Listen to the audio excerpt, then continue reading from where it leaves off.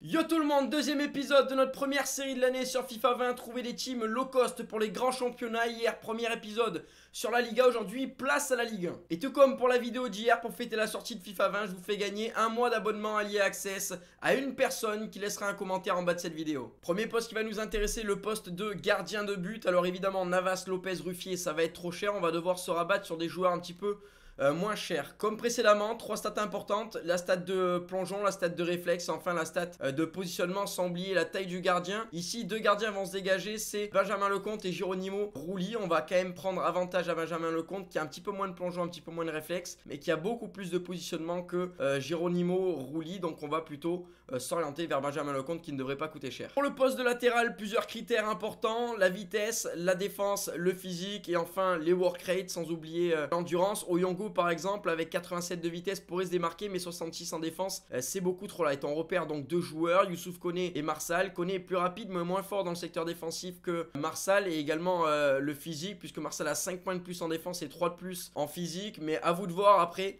La petite différence entre les deux, c'est que Marsal a des work rates médium en secteur offensif et défensif, alors que Koné, lui, a high et médium. Donc on va avoir un petit peu plus de contribution offensive. À vous de voir tout simplement si vous préférez Koné, qui va être un latéral beaucoup plus offensif, que Marsal, qui lui va être un latéral globalement plus solide. Même critère que précédemment pour le poste de latéral droit. On constate que Ruben Aguilar par exemple a une très belle carte: 84 de vitesse, 75 de défense, 73 de physique, avec cette note de dribble en plus de 76 qui est intéressant. Mais il y en a un évidemment qui est en train de tout ravager en Ligue 1, c'est Youssef Attal, 88 de vitesse, 82 de dribble. Après, les stats de défense et de physique ne sont pas exceptionnels, mais c'est un joueur comme Koné tout à l'heure qui va avoir un profil très offensif. Quand on regarde les work rates des deux joueurs, on est en élevé et élevé du côté d'Aguilar, on est élevé également d'Attal. En revanche, les skill moves et les mauvais pieds, on est 3 étoiles et 3 étoiles du côté d'Aguilar, alors que du côté d'Attal, on est 4 étoiles geste technique et 5 étoiles mauvais pieds. C'est le même cas qu'avec Koné et Marsal. Koné était plus offensif que Marsal, qui était plus solide. Là, c'est Aguilar qui est le plus solide des deux, mais Attal, lui, va apporter une contribution offensive très importante. À vous de choisir. Évidemment, Thiago Silva et Marquinhos, ça va être beaucoup trop cher pour une team low cost. Il va falloir trouver de bons faire-valoir, et on en a en Ligue 1, puisque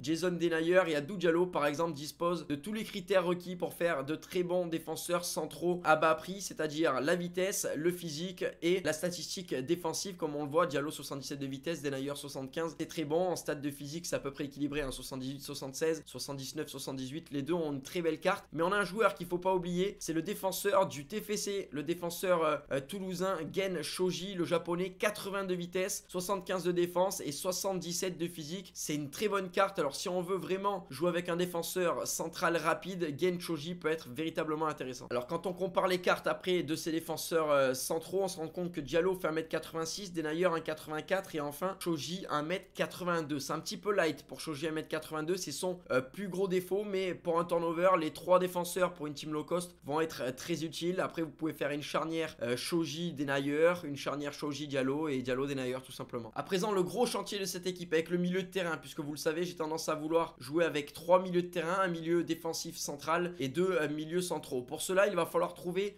3 joueurs relativement équilibrés, avec un petit peu de vitesse, un peu de physique, un peu de stats défensives, un petit peu de dribble, un petit peu de passe. Grosso modo, il va falloir être complet dans toutes les stats. Pourquoi? Parce qu'on va avoir 3 joueurs capables de récupérer les ballons, très bons dans le secteur défensif, mais capables également de faire et d'orienter le jeu tranquillement. Pour le poste de milieu défensif central, Thiago Mendes se dégage absolument: 78 de vitesse, 77 de défense, 79 de dribble et 78 de passe. C'est tout simplement un joueur qui est très à l'aise ballon au pied, 4 étoiles de geste technique avec des work rates élevés et médium, et enfin 87 d'endurance. Thiago Mendes est le joueur qu'il faut en MDC dans cette Ligue 1 low cost. Ensuite, pour les deux postes vacants de MC, on va avoir 3 joueurs qui vont pouvoir effectuer un excellent turnover, avec Ander Herrera en premier lieu, qui a une très belle carte, hein, 82 de dribble, 82 de défense, 86 d'endurance pour Herrera, 4 étoiles mauvais pied. Il est capable vraiment d'être le meneur de jeu qu'on veut dans cette équipe. On a également une carte très complète, c'est celle de Waylan Cyprien, hein, 76 de vitesse, 75 de tir, 76 de passe, 78 de physique. Il est capable de récupérer les ballons et d'éliminer les joueurs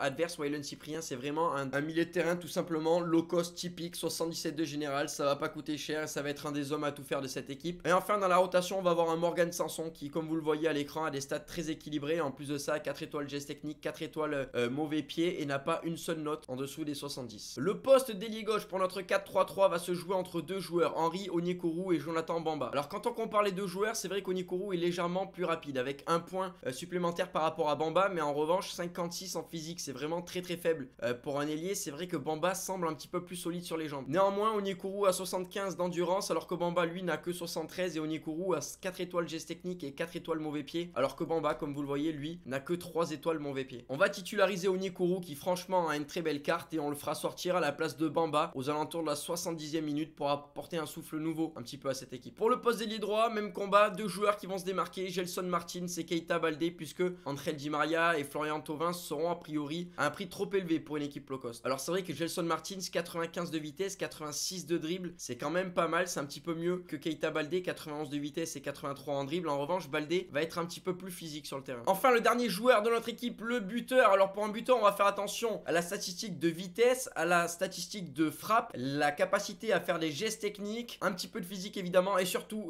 les étoiles mauvais pied. Alors c'est vrai qu'Mbappé, Depay, Ben Yedder, ça fait rêver, mais maintenant c'est beaucoup trop cher. Je viens de regarder le prix de Ben Yedder sur l'appli web alors qu'à l'heure où je tourne la vidéo, le jeu n'est même pas sorti, même avec l'EA Access, et le prix est déjà très élevé pour Wissam Ben Yedder. Il va falloir se rabattre sur des attaquants avec un général un petit peu moins élevé. Heureusement, on a deux très bons buteurs à bas prix dans cette Ligue 1. Dario Benedetto qui a d'ailleurs bénéficié d'une carte boostée déjà, et Moussa Dembélé. Alors le problème de Benedetto, c'est que la carte boostée va coûter à peu près 12 000. Dans une low cost, on peut se faire quand même un petit plaisir et mettre 10 000 sur un joueur. En revanche, il y a sa carte régulière qui devrait coûter aux alentours des 1000 crédits. Alors quand on compare la carte boost de Benedetto par exemple, c'est 83 de vitesse, 1 point de plus que Dembélé, c'est 84 en tir, 7 points de plus que Dembélé et 2 points de plus en dribble. Avec ce 78 de dribble, c'est un joueur véritablement polyvalent, et en plus 76 de physique, c'est pas si mal quand même pour un joueur comme ça. Dembélé compense un peu lui son déficit de stats par sa stat de physique notamment qui est impressionnante avec 81 en physique. À présent, la finition, 85 de finition pour Benedetto, 81 de finition pour Dembélé, 4 étoiles de geste technique pour Dembélé, mais attention, 3 étoiles en mauvais pied alors que Benedetto a 5 étoiles en mauvais pied. Certes, il a que 3 étoiles geste technique, mais 5 étoiles mauvais pied, c'est véritablement ce qui va faire la différence à mon sens. Allez, c'est l'heure de voir la compo. Au final, ça donne ça. Le compte